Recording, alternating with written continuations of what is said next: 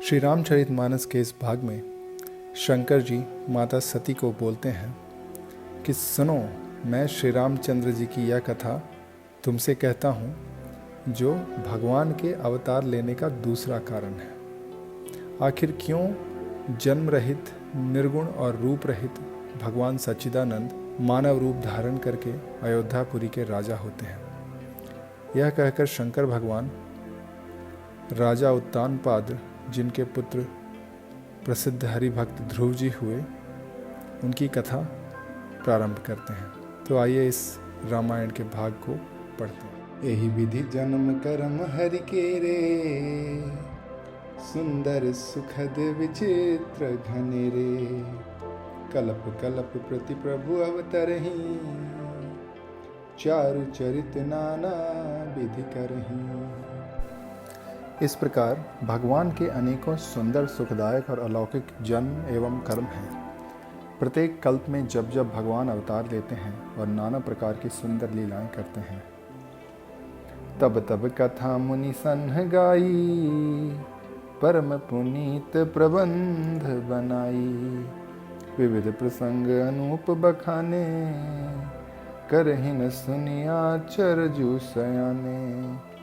तब तब मुनीश्वरों ने परम पवित्र काव्य रचना करके उनकी गाथाओं का गान किया है और भांति भांति के अनुपम प्रसंगों का वर्णन किया है, जिनको सुनकर समझदार लोग आश्चर्य नहीं करते।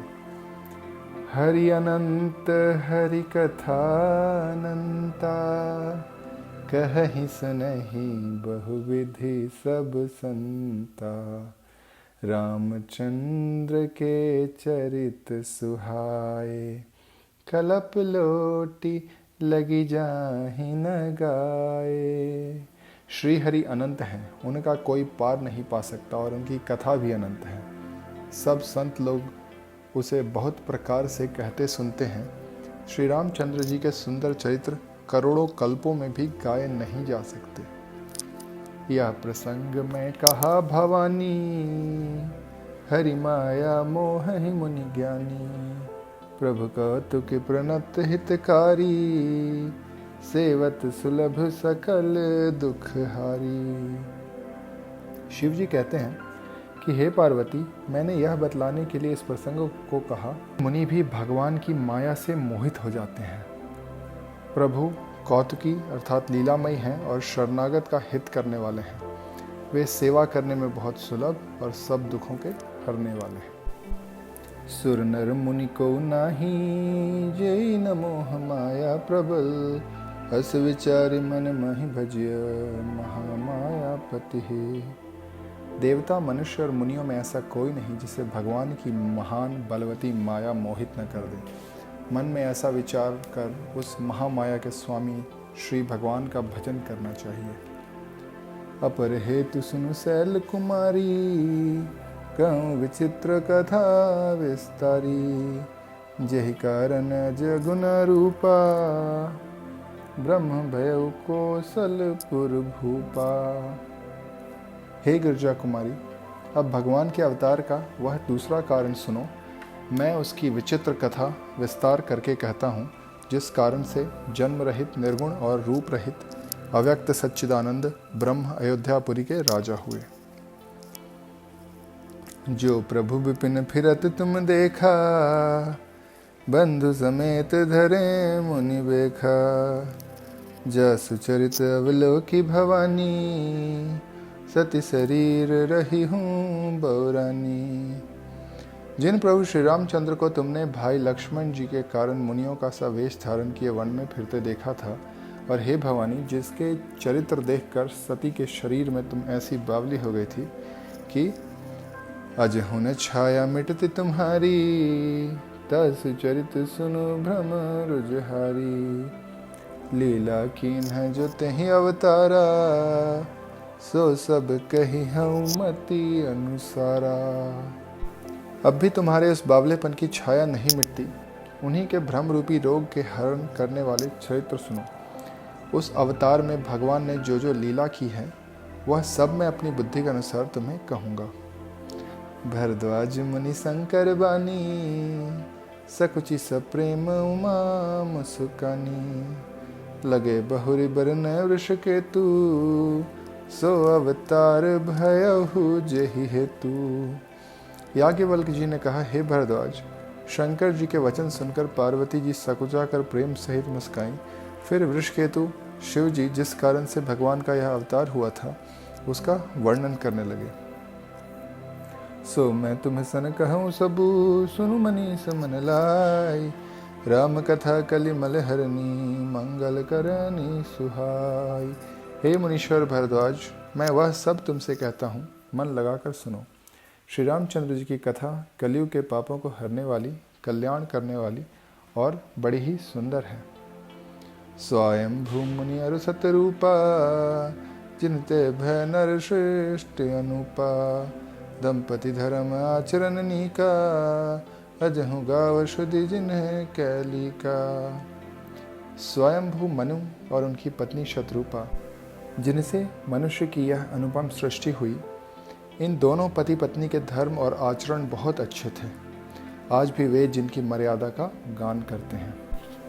नृपोत्तान पाद सुत तासु, ध्रुव हरि भगत भयउ सुत जासु। लघु सुत नाम प्रिय व्रत ताही, वेद पुराण प्रसन्न सही जाही। राजा उत्तानपाद उनके पुत्र थे, जिनके पुत्र प्रसिद्ध हरिभक्त ध्रुव जी हुए। उन मनु जी के छोटे लड़के का नाम प्रियव्रत था, जिसकी प्रशंसा वेद और पुराण करते हैं। देवहूति पुनिता सुकुमारी, जो मुनि करदम कै प्रिय नारी। आदिदेव प्रभु दीन दयाला, जठर धरे उजहि कपिल कृपाला। पुनः देवहूति उनकी कन्या थी, जो करदम मुनि की प्यारी पत्नी हुई और जिन्होंने आदिदेव दीनों पर दया करने वाले समर्थ एवं कृपालु भगवान कपिल को गर्भ में धारण किया। सांख्य शास्त्र जिन्हें प्रकट बखाना, तत्व विचार निपुण भगवाना। तहि मनुराज कीन्ह बहु काला, प्रभु आयसु सब विधि प्रतिपाला। तत्वों का विचार करने में अत्यंत निपुण जिन कपिल भगवान ने सांख्य शास्त्र का प्राकट्य रूप में वर्णन किया, उन स्वयंभू मनु जी ने बहुत समय तक राज्य किया और सब प्रकार से भगवान की आज्ञा रूप शास्त्रों की मर्यादा का पालन किया। होई न विषय विराग भवन, बसत भा चौथापन। हृदय बहुत दुख लाग जन्म, गए हरि भगति बिनु। घर में रहते बुढ़ापा आ गया, परंतु विषयों से वैराग्य नहीं होता। इस बात को सोचकर उनके मन में बड़ा दुख हुआ कि श्रीहरि भक्ति के बिना जन्म यूं ही चला गया। बरबस राज सुतहि तब दीन्हा, नारी समेत गवन बन कीन्हा। तीरथ बर नैमिष विख्याता, अति पुनीत साधक सिद्धिदाता। तब मनु जी ने अपने पुत्र को जबरदस्ती राज्य देकर स्वयं स्त्री सहित वन को गमन किया। अत्यंत पवित्र और साधकों को सिद्धि देने वाली तीर्थ में श्रेष्ठ नैमिष्यारण्य प्रसिद्ध है।